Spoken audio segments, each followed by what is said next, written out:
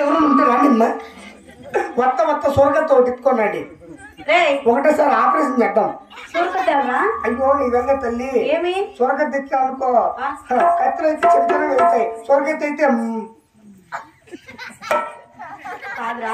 వచ్చిన కానీ నోట్లో అపశకరం మాటలే కానీ ఒక్క మాట అయినా మంచి మాట వస్తుంది. మా ఊర్లో సొరగత్తనే ఏందిరా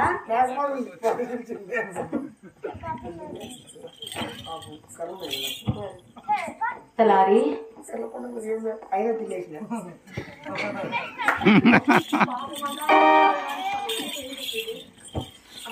తలారి నీకు ఆడబిడ్డ కావాలి ఆడబిడ్డ కావాలని చెప్పి కదిరికోలు వినావు.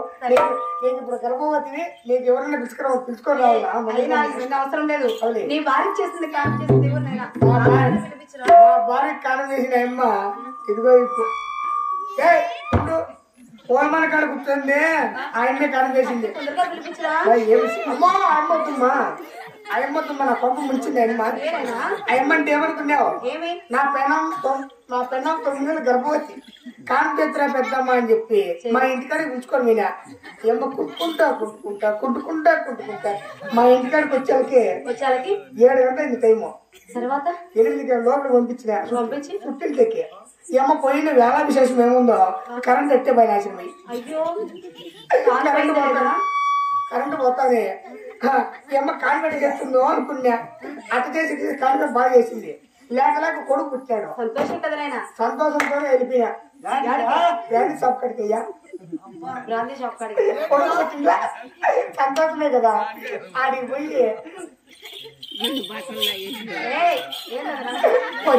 వచ్చినానమ్మా 3 వేసుకొని కొడుకు చూద్దామా ఆయన చంపుంది బొగ్గిలి అమ్మా. ఆ బొగ్గిలి చూసి భయపడి బొగ్గిలి పోయి పెద్దమ్మా అన్న లైట్ వస్తాడు బొగ్గిలు పోయమంటే కన్ను కనపడక తారాడి బొగ్గిలు అనుకోని బెల్లం మొదటి పోయిందమ్మా.